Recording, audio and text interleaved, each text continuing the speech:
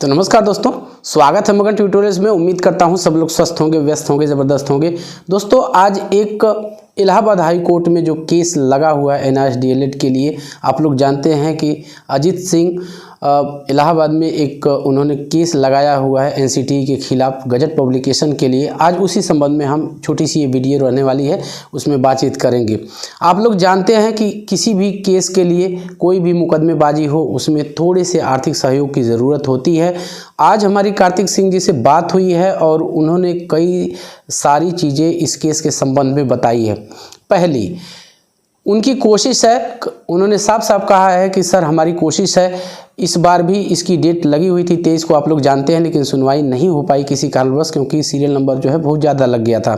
अभी जो मेंशनिंग करवा रहे हैं वो जिस तरह से बात हुई है, उन्होंने कहा है कि हम इसको अंडर 30 में लेके आएंगे। और हमारी बात हुई है वकील से, उन्होंने कहा है कि ठीक है, हम कोशिश करते हैं कि वो अगली जो डेट लगती है इसकी, जो सीरियल होगा वो अंडर 30 के अंदर होगा, यानी 30 के अंदर यदि वो केस लिस्ट होता है तो निश्चित रूप से हम कह सकते हैं कि सुनवाई इसकी होगी ही होगी।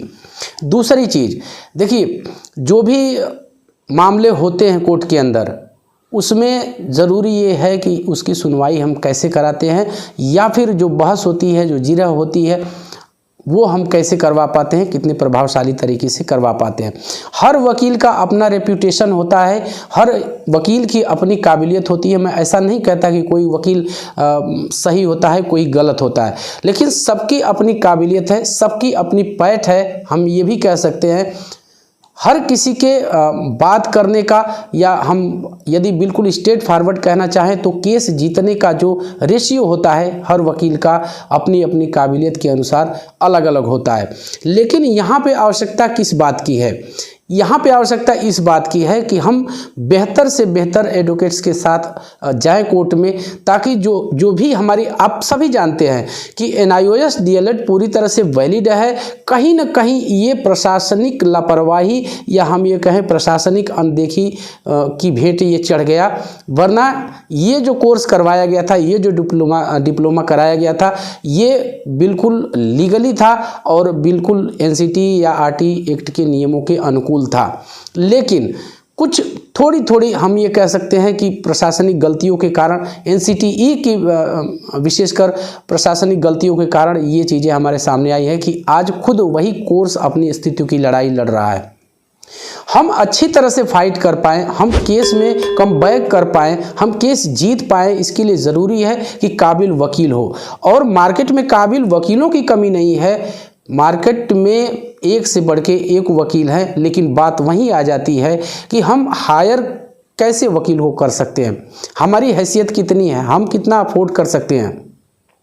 हमारे पास जितना फंड होगा, सीधे शब्दों में यदि कहें, हमारे पास जितना फंड होगा, हम उतने अच्छे रेप्यूटेड वकील के पास जाएंगे। हमारे पास फंड की कमी होगी तो फिर हमें मन मार के, हम ये कह सकते हैं, हार के हमको किसी ऐसे ही जूनियर वकील को करना पड़ेगा। यहाँ पे मैं याद दिलाना चाहूँगा, हालांकि सुप्रीम कोर्ट में जो केस वेस्ट बंगाल से था, उसकी अपडेट आप लोगों ने चैनल पे देखी और विधिवत तरीके से देखी, हम कह सकते हैं। वहाँ पे क्या हुआ, एक हम कह सकते हैं कम रेप्यूटेशन का, हर वकील विद्वान होता है, ऐसा मैं नहीं कहता, लेकिन उसी में किसी की रेप्यूटेशन अच्छी होती है, किसी की रेप्यूटेशन अच्छी नहीं होती। जिस तरह की फटकार लगी अनप्रोफेशनल तक कहना, ये कहीं ना कहीं वकील के रेप्यूटेशन की भी बात है, और आप समझ सकते हैं कि ये क्या है।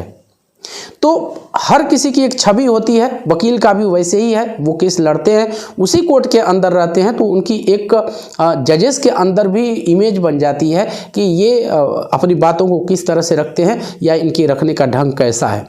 मैं मुद्दे पे आता हूँ।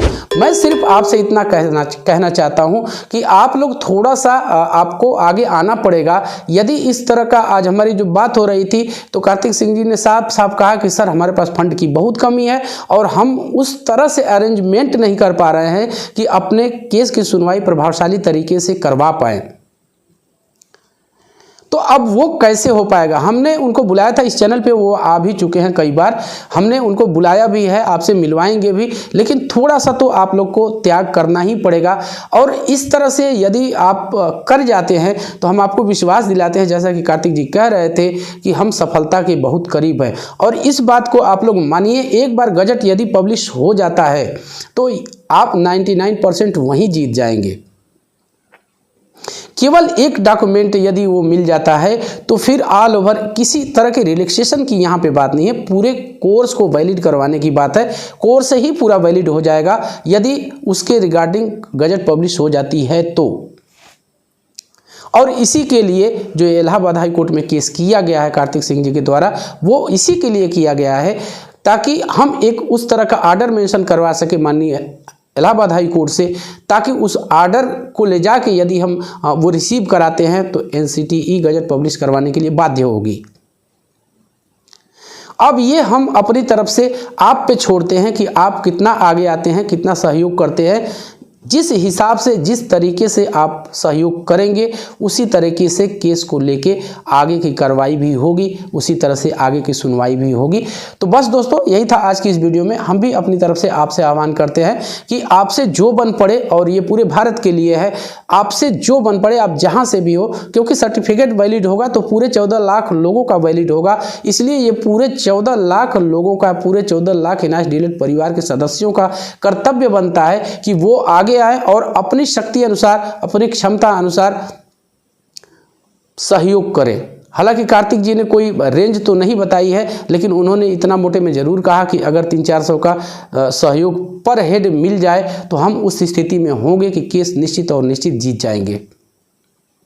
तो यही था दोस्तों, जो कुछ भी सराउंडिंग्स है। एक चीज़ मैं आपको बता दूं कि जल्दी ही हफ्ते भर के अंदर ये केस फिर से लिस्ट होने वाला है और अंडर 30 में लिस्ट होगा। इस तरह से हमारी एक, हाँ, ये अपडेट ही आप समझ सकते हैं। कार्तिक जी ने खुद कहा है कि इसको हम अंडर 30 में मेंशन करवाएंगे, और अंडर 30 में रहेगा तो निश्चित रूप से हम मान के चल सकते हैं कि सुनवाई उसकी होगी और अच्छी बहस होगी। तो बस दोस्तों, यही था आज की इस वीडियो में। आप लोग फैसला लीजिएगा, आप लोगों को क्या करना है। बाकी सारी अपडेट है, पटना से भी है, पप्पू सर लगे हुए हैं, और रिव्यू पिटीशन भी पड़ी हुई है, तो वो सुनवाई भी जल्दी ही शुरू हो जाएगी। और जो वेस्ट बंगाल वाला केस है, आप लोग को पता है कि ये भी केस थोड़ा सा, हम तो कहें कि निराशाजनक एक सुनवाई हो गई थी। जो 23 वाला सुनवाई थी, 23 फरवरी वाला, आप लोगों ने लाइव देखा भी उसको। थोड़ी सी निराशा वहाँ हाथ लगी थी, लेकिन यदि हमारे एडवोकेट्स पूरी तैयारी के साथ जाते हैं और जो एक प्रोटोकॉल हम कह सकते हैं है, उसका पालन तो उनको करना ही चाहिए, ऐसा नहीं है। लेकिन जैसा कि मैंने पिछले स्ट्रीम में कहा था, अभी कल ही मैंने वो किया, उसमें कहा था कि हर वकील का अपना काम करने का तरीका होता है। शायद ये उनका कोई पैतरा हो, कोई युक्ति हो कि इस तरह से वापसी किया जाए। शायद अब जज जो है रिजिड हो रही है, एक तरह से हम कह सकते हैं, इम्फोर्स कर रही है पूरी तरह से कि आप रेगुलेशंस फाइल कीजिए। तो इस तरह का यदि उनका माइंडसेट बनता है कि रेगुलेशन से ही इस केस को बचा सकता है, या इस केस का जो मेन धड़ा है वो रेगुलेशन ही है NCTE का, तो वो यदि उसके लिए अब पूरी तरह से जज रिजिड है, तो कुछ सुनवाइयों के बाद यदि उनके सामने इसको पेश किया जाए तो शायद वापसी हो जाए। तो ये वकीलों का अपना पैतरा है, वकीलों का अपना तरीका है। हम वहाँ तक हमारी समझ नहीं हो सकती। वह भी जो वकालत वाला काम होता है, वो जिस फील्ड में प्रोफेशनल वो है, वो समझता है उस चीज़ को। तो आगे आने वाले समय में हम ये देख सकते हैं कि इसका क्या प्रभाव होता है, क्यों उन्होंने ऐसा किया था।